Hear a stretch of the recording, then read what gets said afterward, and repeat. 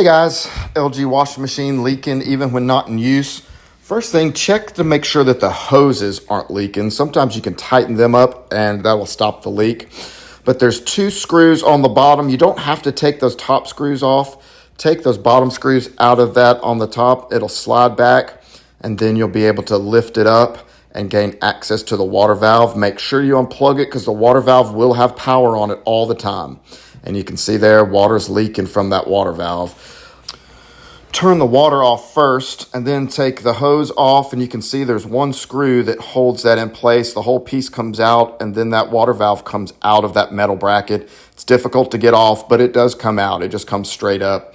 And then there's 3 clamps, 1 for each water line.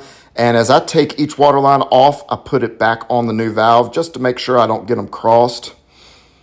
And then put the clamps back on, get it back in that metal housing, get it secured, put the screw back in the back, hook the hose back up, and turn the water on. Should be good.